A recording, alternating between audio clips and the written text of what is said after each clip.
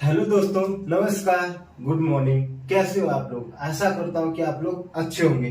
तो बच्चों, आज हम बात करेंगे 10th क्लास का मोस्ट वीवीआई क्वेश्चन के बारे में, ठीक है, जो आप लोग के एग्जाम में काफी हेल्पफुल रहेगा। ठीक है, तो आज हम बात करेंगे फ्रांस की क्रांति के बारे में। किसके बारे में? फ्रांस की क्रांति के बारे में, कि इसका क्या कारण रहा, मतलब फ्रांस की क्रांति का जो हुआ वो क्यों हुआ, तथा ये जो हुआ तो इसका क्या परिणाम निकला। ठीक है, तो आज वही हम बात करेंगे कि फ्रांस की क्रांति के कारणों और परिणामों के बताएं। आपके एग्जाम में ऐसे क्वेश्चन पूछ सकता है कि बताइए कि फ्रांस की क्रांति के कारणों तथा उनके परिणामों का वर्णन कीजिए। ठीक है, तो आज हम बात करते हैं फ्रांस की क्रांति के बारे में। तो सर्वप्रथम फ्रांस की क्रांति का शुरुआत कब हुआ था?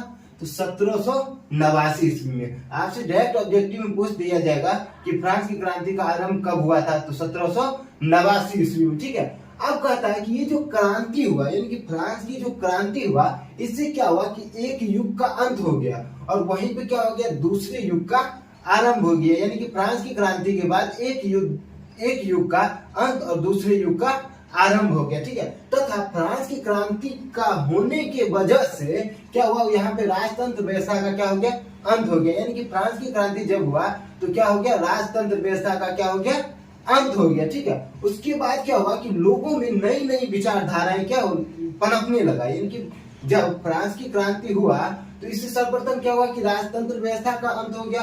दूसरी बात क्या हुआ कि नई नई विचारधाराओं का क्या हो गया, आगमन होने लगा। कहाँ? फ्रांस की जनता के बीच में। जैसे जैसे कहता है कि सामाजिक व्यवस्था, स्वतंत्रता, समानता, मानवाधिकार के सिद्धांत को अपनाया गया। यानी कि फ्रांस की क्रांति के पश्चात लोगों ने सामाजिक व्यवस्था को संपन्न किया तथा स्वतंत्रता की मांग करने लगा, समानता की मांग करने लगा तथा मानवाधिकार के सिद्धांतों को क्या करने लगा, अपनाने लगा। तो फ्रांस की क्रांति से ये लाभ हुआ कि कोई पूछेगा कि फ्रांस की जो क्रांति हुआ इससे क्या मतलब लाभ हुआ फ्रांस की जनता को, तो कहेंगे कि सर्वप्रथम क्या हुआ कि राजतंत्र व्यवस्था का अंत हो गया।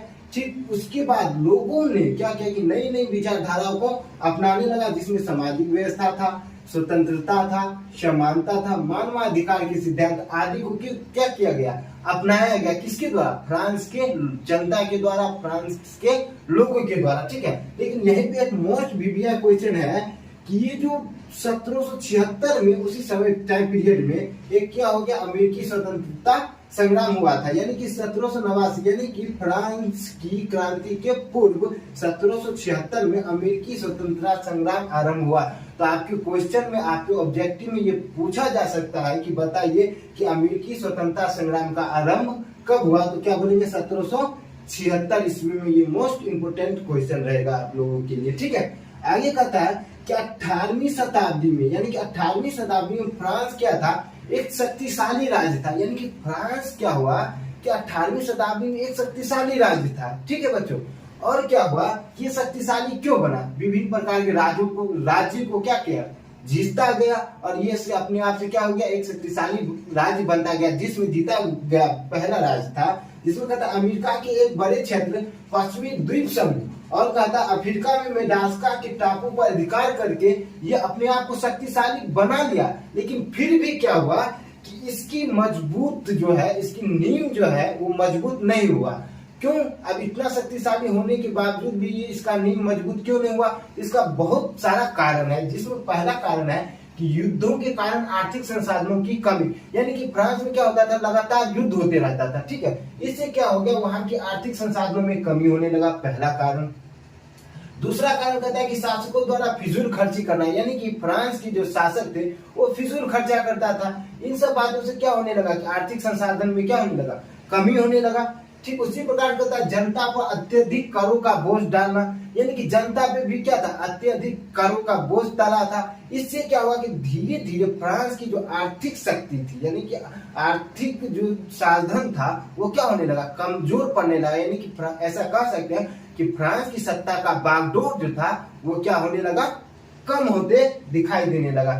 ठीक उसी प्रकार से कहता है कि सामाजिक विषमताएं भी आने लगा। मतलब इतना कुछ होने के बाद, युद्ध होने के कारण, फिजूल खर्ची के कारण और अत्यधिक करों के कारण क्या होने लगा कि समाज में अत्यधिक विषमताएं पनपने लगी। और ये विषमताएं जो थी वो असंतुष्टि का एक प्रमुख प्रमाण था।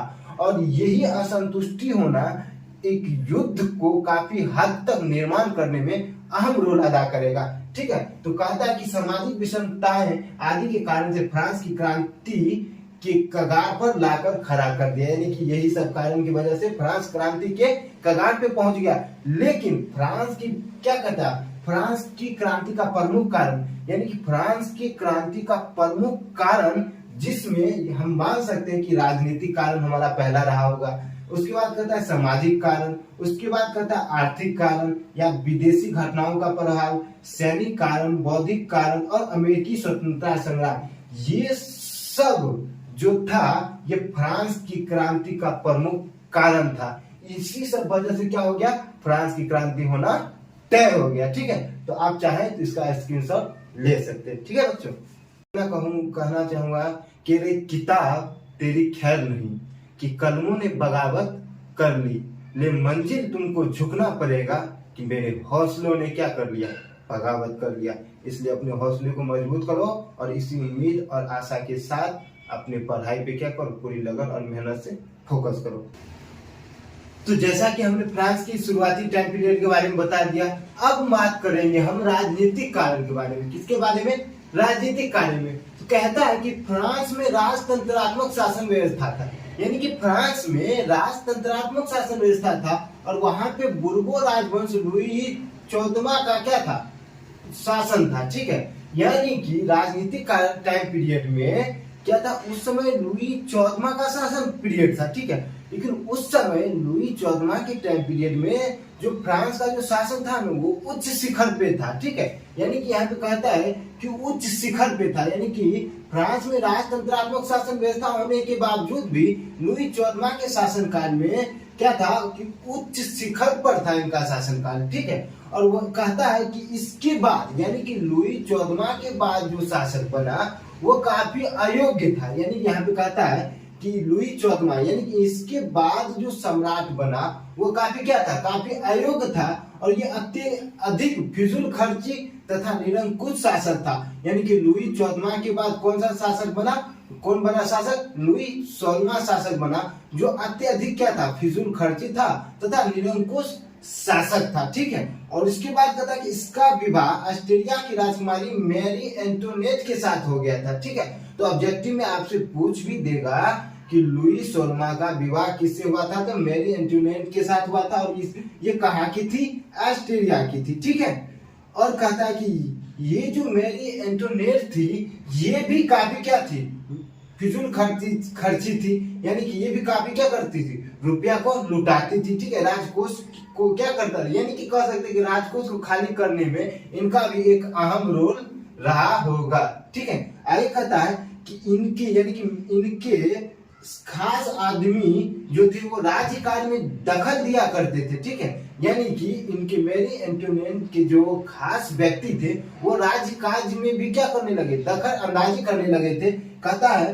कि 15,000 ऐसे अधिकारी थे जो कार्य नहीं करते थे, फिर भी उन पे राजस्व के 90% व्यय 9% व्यय होता था। मतलब कि लुई 16वां के शासनकाल में ऐसे भी कुछ खास व्यक्ति थे जो कोई कार्य नहीं करता था, फिर भी उस पे राजस्व का 9% क्या होता था, व्यय होता था। तो इस जाहिर सी बात है कि इतना कुछ होने के बावजूद तो राजकोष क्या खाली होना तो लाजमी है।